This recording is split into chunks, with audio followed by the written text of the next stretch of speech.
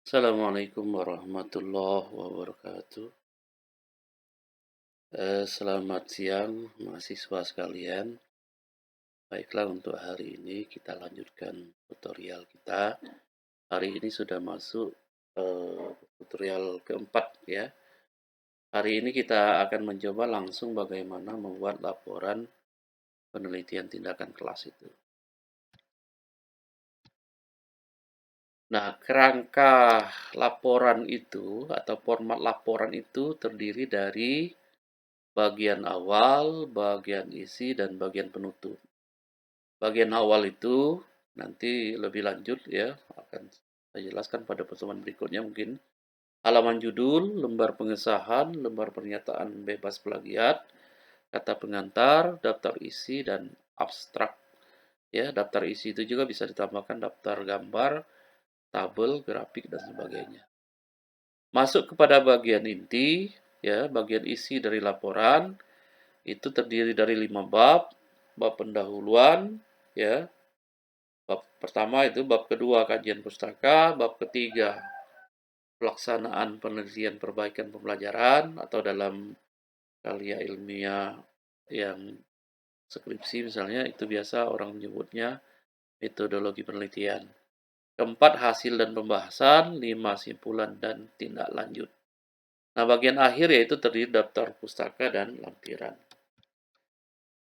Sebelum saya jelaskan kepada materi eh, bab 1 dan bab 2 yang harus kita tulis, perlu saya jelaskan bahwa materi laporan itu yang pertama harus orisinalitas. Orisinalitas itu maksudnya itu karya itu adalah karya kita sendiri. Laporan yang kita buat ini karya kita sendiri, bukan dari hasil menciplak atau plagiat dari karya orang lain. Itu yang perlu diperhatikan ya. Lagi konsisten. Nah, konsisten di sini bagian demi bagian itu tentu harus berhubung, sambung menyambung. Dimulai dari judul, ya. Judul nanti masuk ke pendahuluan harus sesuai dengan judul pendahuluan yang dibuat, ya. Begitu juga misalnya masalah penelitian itu sangat berkaitan sekali dengan judul sampai ke bagian akhir nanti, ya. Itu ya. Kemudian lagi yang berikutnya signifikansi. Signifikansi ini maksudnya itu eh, laporan yang kita buat itu harus sesuai, ya, sesuai dengan kenyataan yang ada, tidak dibuat-buat, tidak dikarang-karang, ya. Jadi berdasarkan data dan fakta yang ada. Kemudian lagi yang berikutnya akurasi, ketepatan dalam dalam menyampaikan laporan itu berdasarkan data-data, baik data-data kualitatif ya yang berhubungan dengan angka-angka maupun data yang bersifat kuantitatif yang berhubungan dengan angka-angka ya. Jadi kualitatif tadi datanya berbentuk kata-kata, kuantitatif itu dalam bentuk angka-angka. Bahasa yang digunakan, nah ini ya, bahasa yang digunakan laporan harus tepat ya dalam pemilihan katanya ya. Tidak ada menimbulkan semacam makna ganda ya, penggunaan kata-kata yang berlebihan. Lagi kejelasan, jelas ya, ya.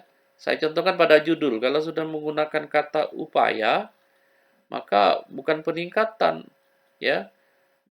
Peningkatan ini diganti dengan meningkatkan. Upaya meningkatkan titik-titik, ya. Atau kalau mau menggunakan kata peningkatan, upayanya tidak usah lagi ditulis. Ini salah satunya kan.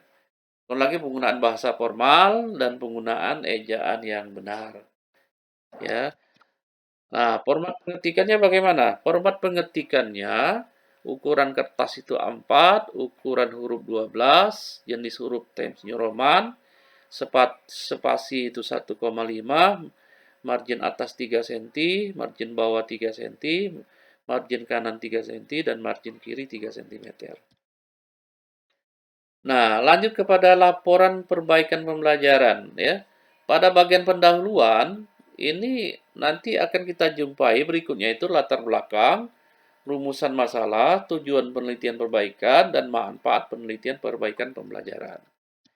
Ya, pada bagian latar belakang itu sendiri, ya, di awal latar belakang itu satu biasanya Harus jelas itu ada identifikasi masalah, analisis masalah, dan alternatif pemecahan masalah. Saya jelaskan dulu ya ini. Identifikasi masalah itu apa saja?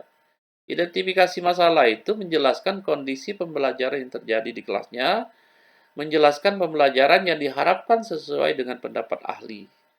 Jadi pada bagian awal itu sudah ada pendapat-pendapat ahli yang mengarah kepada apa yang kita lakukan ya. Nah, kemudian lagi mengerucut langsung apa temuan-temuan yang dijumpai dalam pembelajaran.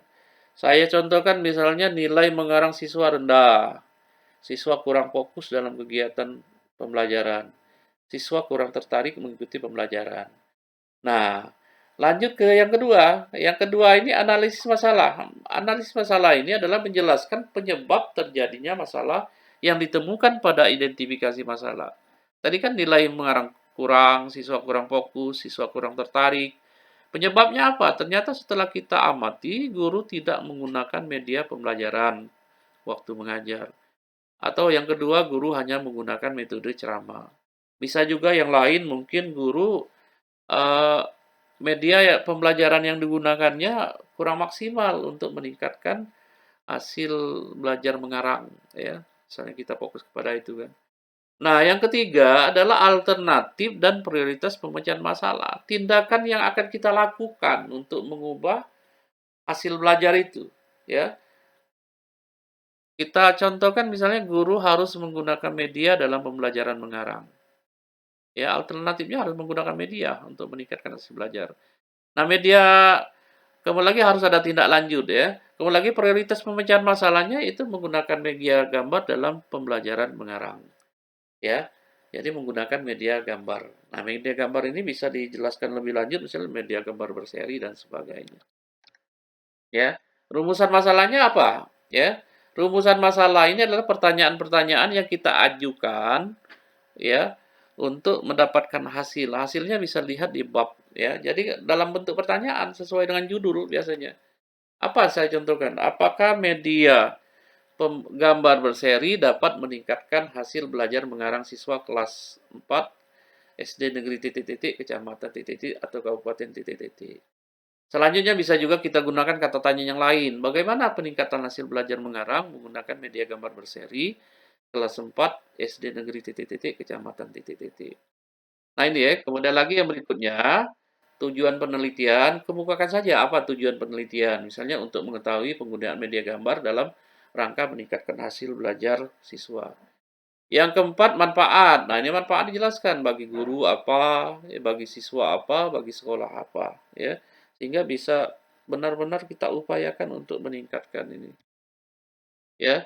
Nah, untuk kajian pustaka ini berisi pendapat-pendapat ahli yang ada kaitannya dengan judul yang kita buat. Kalau misalnya judulnya tadi mengarang, ya, hasil belajar, ya, kemudian lagi untuk yang berikutnya itu media gambar, berarti tiga itu. Hasil belajar, media gambar, kemudian lagi mengarang. Nah, itu yang perlu dijelaskan nanti lebih lanjut ya dalam kajian pustaka ini. Selanjutnya tugas yang harus kalian kerjakan ya. Ini sesuai dengan tutorial yang nanti dijelaskan oleh tutor ya. Nanti kalian buat bab 1 pendahuluan dan bab 2 kajian pustaka. Minggu depan harus sudah selesai sehingga dapat ya ini karena ini rangkaian tugas ini terus ya supaya kita dapat mencapai target yang sudah kita tentukan. Pertemuan ke-8 itu saya harapkan laporan PKP-nya sudah selesai. Saya kira ini yang dapat saya sampaikan ya. Lebih kurang saya mohon maaf kalau ada kekurangan. Kalau ada pertanyaan bisa nanti diajukan di grup kita ya, grup WA kita. Saya kira hanya ini. Assalamualaikum warahmatullahi wabarakatuh.